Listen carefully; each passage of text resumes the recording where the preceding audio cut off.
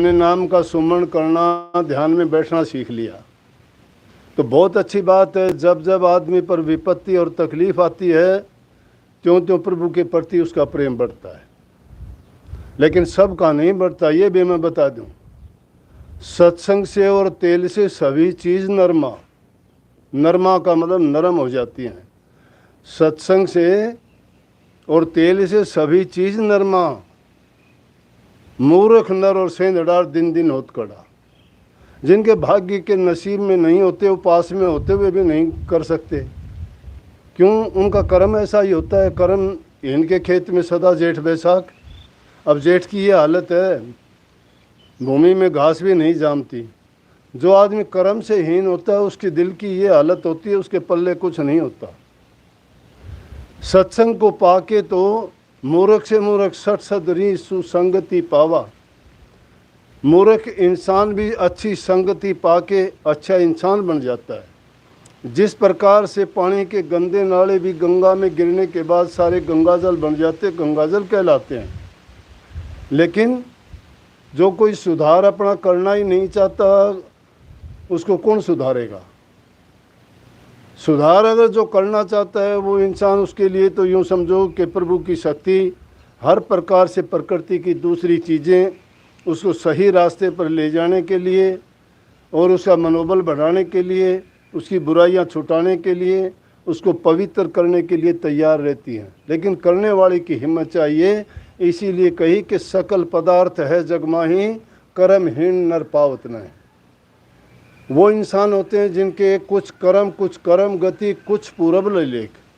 कुछ इंसान का कर्म होता है, कुछ उसके कर्म की गति होती है। वो कर्म क्या करता है, उसका परिणाम। और कुछ उसके पूर्व जन्म के संस्कार ऐसे होते हैं कि जिसके कारण उस वर्तमान काल में, वर्तमान जीवन में उसको वो टिकने नहीं देते, डामाडोल रखते हैं।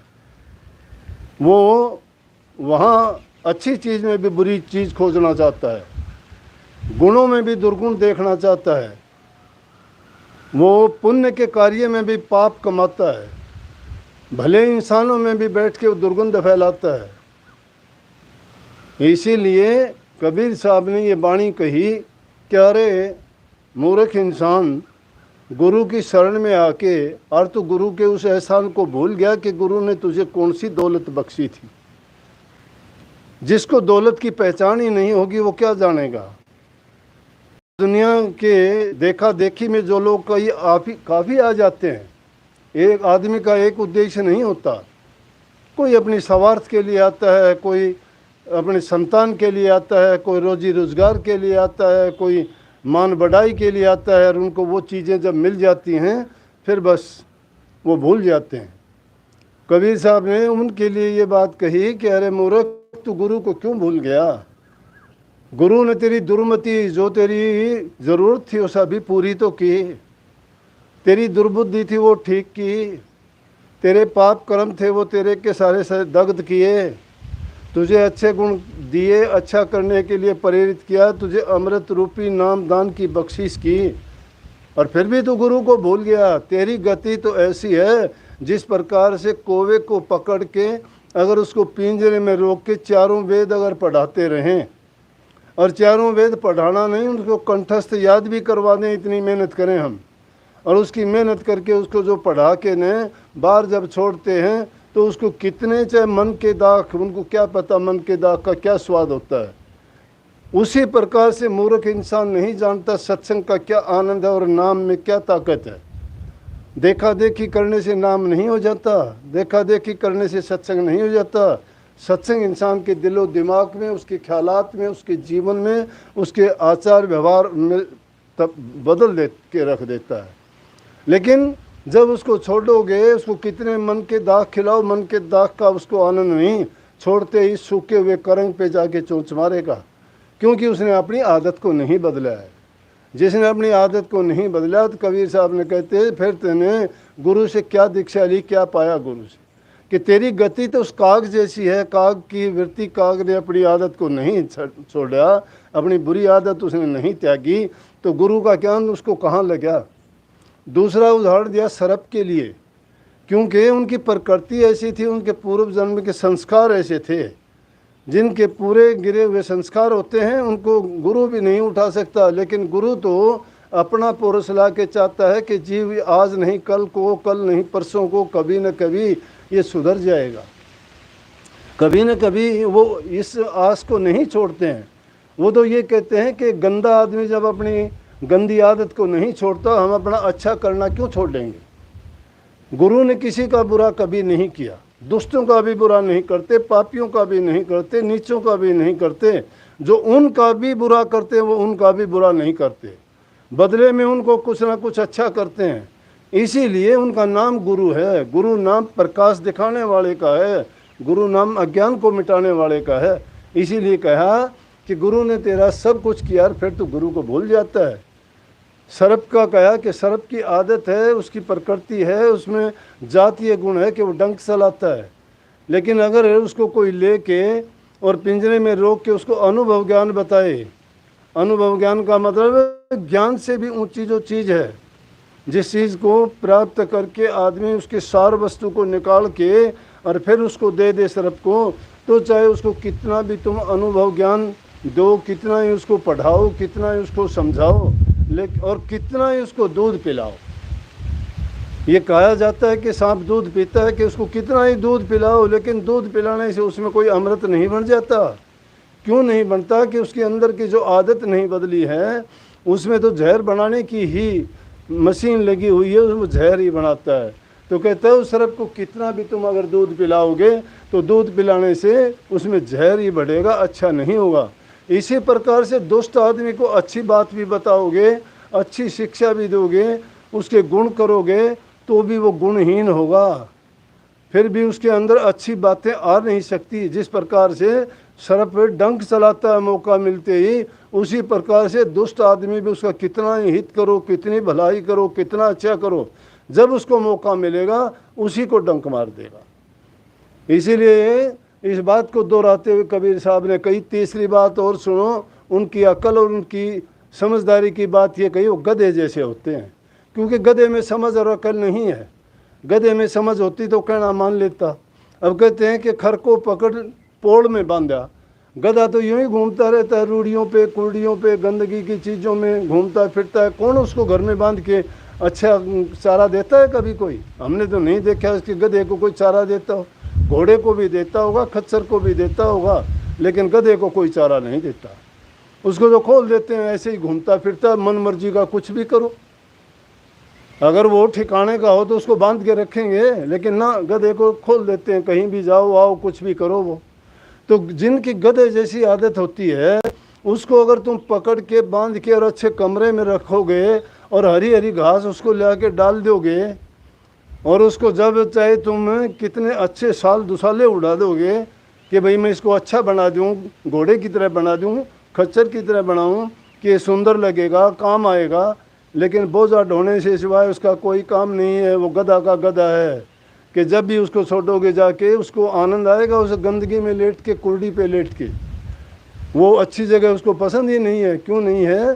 कि उसमें अक्ल और समझ नहीं है। जब उसका धनी उसके ऊपर भार लाद के और उसको आगे चलाना चाहता है कि जल्दी चले, लेकिन होता क्या है, डंडे मार मार के उसकी पीठ को तोड़ देगा, पीठ को उसको टेढ़ी कर लेगा, लेकिन आगे नहीं चलेगा। अगर समझदार हो तो आगे चलेगा। पता है कि बोझ तेरे ऊपर लदा हुआ, तुझे पूरा करना पड़ेगा, आगे जाना पड़ेगा, लेकिन नहीं समझता हूँ। इसलिए कबीर साहब ने कही कि ऐसे लोग जिनकी गधे जैसी बुद्धि है, अकल है, उनको क्या उपदेश है, क्या समझाना है? वो तो गुरु को भूले भाले हैं। गुरु को जो समझ जाता है उसको करने की ज़रूरत थोड़ी रहती है। गुरु चापलूसी नहीं चाहता, गुरु चतुराई नहीं चाहता, गुरु छल कपट नहीं चाहता। गुरु एकदम सत्यता चाहता है, प्यार चाहता है। वो एक विश्वास और श्रद्धा और इंसान को एकदम पाक साफ और पवित्र देखना चाहता है।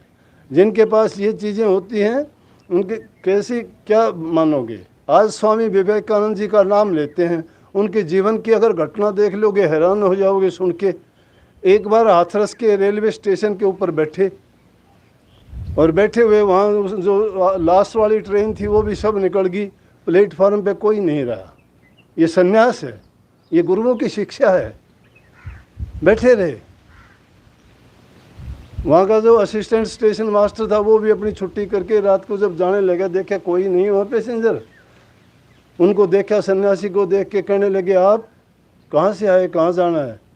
बोला कि हरिद्वार जाना था। बोले यहाँ रास्ते में कैसे रुक गए? बोले यहाँ तक के ही पैसे थे मेरे पास, टिकट के आगे पैसे नहीं थे। बोले खाना वाना खाया? नहीं। बोले पैसे ही नहीं है, खाना कहाँ से खाता?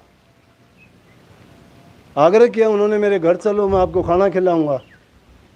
मान लिया, खाना घर लेके गए, खाना खिलाया। खाना खिलाने के बाद में एक थैला था, एक कमंडल था। बोले कि आपके थैले में क्या है? बोले एक तो ईसा मसीह की वो है मेरे पास, उनका निशान, और गीता है बस, और कुछ नहीं मेरे थैले में। बोले ये क्या? एक तरफ तो तुम गीता को रखते हो, दूसरी तरफ ईसाई मत का वो निशान रखते हो। बोले कि प्रभु की खोज में जब निकले हैं तो रास्ता एक ही है, मुझे इससे कोई सरोकार नहीं कि ये ईसाई मत का है और ये हिंदू धर्म का निशान। उद्देश्य दोनों का प्रभु प्राप्ति का है, अच्छे इंसान बनने का है, अच्छे गुणों को अपनाने का है, बुराइयों को छोड़ने का है। इंसान सत्यता की ओर जब चलता है तो उस मार्ग पर चलते हुए वो ये नहीं देखता कि क्या इसमें दूसरी बातें हैं या उसमें हम किसी दूसरे नफरत या घृणा करें। करते करते उनकी बात चल पड़ी और इन्हीं बातों से जब उनको पता लगा कि कौन थे, वो स्वामी विवेकानंद थे। बोले कि तो नीला सन्यासी के लिए ज़रूरी नहीं है, जब सन्यास लिया है ये तो गृहस्थी आदमियों के लिए, उन लोगों के लिए है।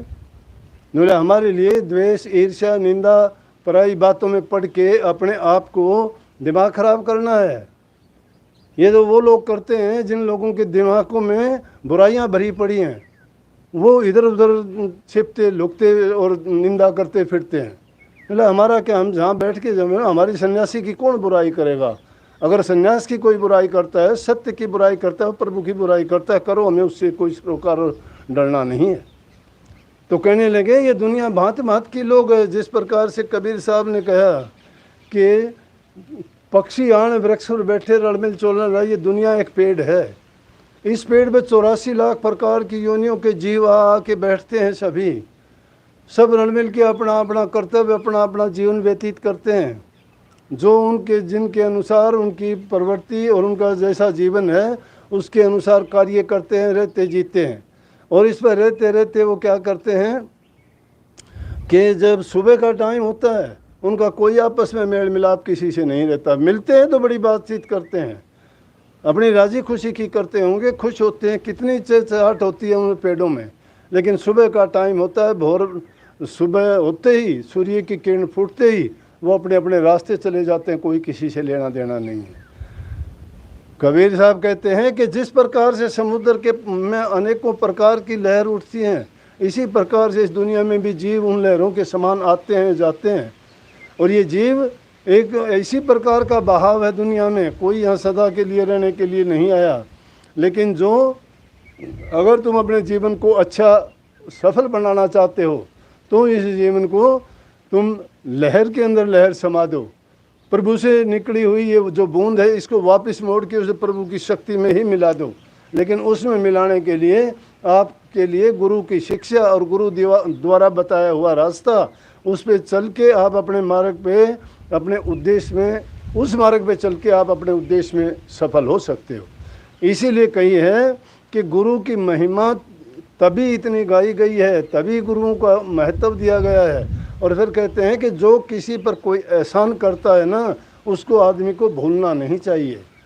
हम तो प्रभु सबसे पहला एहसान तो प्रभु का, हम उसको भूले। फिर दुनिया में माँ बाप ने हमें सब कुछ दिया, सब कुछ बख्शा, उसको भूले।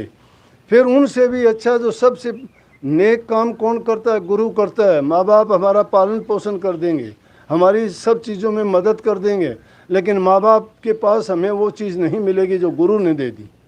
गुरु हमें क्या चीज़ देता है? गुरु हमें सर्वस दे देता है। लेकिन गुरु सर्वस दे के हमारे से सर्वस लेता भी है। लेकिन हम गुरु से तो सर्वस लेना चाहते हैं और अपना सर्वस गुरु को नहीं देना चाहते। गुरु को सर्वस देने का मतलब होता है अपना मन, बुद्धि, विचार, तन सब कुछ गुरु को अर्पण कर देना चाहिए। जो पूरा समर्पण कर देता है वही गुरु के समर्पित होकर गुरु से सब कुछ प्राप्त करता है। जो गुरु का कभी हुआ ही नहीं, वो दुनियादारी के झमेले में, वो लोगों की निंदा और बुराई में, उन चीज़ों में पड़ेगा। उसके पास क्या है, उन लोगों के मुंह के ऊपर चपेट लगाता है। कबीर साहब कहता है कि एक घटिया इंसान गिरे हुए, कि जिसने तुझे सब कुछ बख्शा, सब कुछ दिया, और तू उसी के बारे में गलत सलत बकता है, गलत ख्याल करता है, और तू फिर भी एहसानमंद नहीं है। तेरे से ज़्यादा नमक हराम को हद, तुम्हें कहाँ शांति मिलेगी, और तू किस प्रकार से भला और नेक बन सकता है। तू अपने कर्म को भोगेगा, अपने कर्म को भोगते हुए रोएगा, देखेगा अपनी गति को, तेरी गति पे तू खुद रोएगा, दुनिया कोई नहीं। दुनिया को किसको कहाँ फुर्सत है किसी को देखने की, सुनने की। लेकिन ये दुष्ट आदमी, दुष्ट प्रकृति का आदमी होगा, उसको दुख अपना कष्ट भोगना ही पड़ेगा, लेकिन गुरु की शिक्षा उसके काम नहीं आएगी। इसलिए कबीर साहब ने कही कि तुम गुरु को क्यों भूलिया मेरे भाई, गुरु को क्यों भूलिया मेरे भाई। गुरु को भूलने का मतलब गुरु की शिक्षा को भूल गया है। गुरु ने तुझे जो शिक्षा दी, दीक्षा दी, नियम बताए, उपदेश दिए, नाम दिया, तुझे नाम की कमाई करके जीवन को सफल और कामयाब करने का जो तुझे नुक्ता दिया, क्या तूने कभी उसको जांचा, अपनाया? नहीं अपनाया। तू दुनिया के झमेले में सिर्फ पाप कर्म को इकट्ठा करता रहा, और उस पाप को इकट्ठा करते करते तू पापी, दुष्ट, नीच और निकम्मा हो गया, जिसके कारण तेरी गति गधे की तरह, कौवे की तरह, काले नाग की तरह से होगी। तू किसी का भी नहीं रहा, किसी का वफादार नहीं हुआ, क्योंकि जो गुरु का नहीं होता वो किसका होगा। इसलिए प्रेमियों, अच्छे नेक काम करो, दुनिया में आए हो, इन बुराइयों को जब निकाल दोगे, ये चिंता ना करो। जिसकी कोई बुराई करता है वो समझो कि उस इंसान के पास कुछ है, जिसकी कोई बुराई नहीं करता उसके लिए तो आम बात अपने कहते हैं, कुछ जो गाने वालों में गाया नहीं जाता, रोने वालों में रोया नहीं जाता, तो क्या है, उसको कोई जानता ही नहीं। जिसकी बुराई होती है इसका मतलब वो कुछ हो गया। इसलिए जिसकी निंदा और बुराई होती है वो उतना ही उसके लिए बड़ा पुण्य का काम करते हो। हमें तो सतगुरु ने ये शिक्षा दी कि कभी इन चीज़ों से चिंता नहीं करना, निश्चिंत होकर रहना। लेकिन सच्चे होकर जब इंसानियत की भलाई के लिए काम करोगे तो मालिक आपको हर प्रकार से आपकी संभाल करेगा, रक्षा करेगा, और चाहे सारा जग भी बैरी हो जाए तो भी तुम्हारा बाल बांका नहीं होगा। इसलिए प्रेमियों, गुरु की शरण लेके गुरु के बन के रहो। अगर नाम नहीं जपते तो भी गुरु तुम्हारी संभाल करेगा, लेकिन खोटे मंदे कर्म करोगे तो गुरु भी हाथ यूं कर देगा कि भाई मेरे बस की बात ये नहीं है कि मैं पाप को भी सहारा दूं। पाप को सहारा गुरु नहीं देता, जो उठना चाहता है उसको सहारा सब दिया जाता है। जो आदमी खुद गिरना चाहता है उसको कोई नहीं उठा सकता। तो आपको बहुत बहुत